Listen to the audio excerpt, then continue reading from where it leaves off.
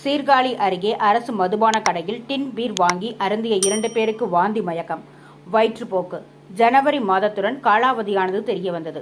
சீர்காழி அடுத்த காரைமேடு பள்ளிக்கூட தெருவை சேர்ந்தவர் இ. மணிகண்டன், 31, நாங்கூர் மேலத்தெருவை சேர்ந்தவர் வே. சார்லஸ், 27 ஆகிய இருவரும் தென்னலக்குடி பகுதியில் உள்ள டாஸ்மாக் கடையில் பிற்பகல் மதுபானம் டின் பீர் வாங்கி அருந்தியுள்ளனர். அருந்திய சில மணி நேரத்தில் இருவருக்கும் வாந்தி மயக்கம் மற்றும் வயிற்றுப்போக்கு ஏற்பட்டுள்ளது. அப்போது அருகில் இருந்த அவரது நண்பர் அலக்குடி பகுதியைச் சேர்ந்த பிரகாஷ் என்பவர் மற்ற நண்பர்கள் உதவியுடன் இருவரையும் மீட்டு சீர்காழி அரசு மருத்துவமனையில் சேர்த்துள்ளனர். அங்கு மணிகண்டன் மற்றும் சார்லஸ் ஆகிய இருவருக்கும் தீவிர சிகிச்சை அளிக்கப்பட்டு வருகிறது.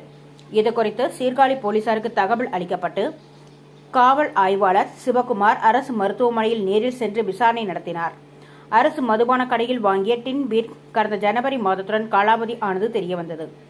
காலாவதியான மதுபானத்தை குடித்ததால் இருவருக்கும் வாந்தி மயக்கம், வயிற்றுப்போக்கு ஏற்பட்டதாக கூறப்படுகிறது. இதுகுறித்து போலீசார் தீவிர விசாரணை செய்து வருகின்றனர்.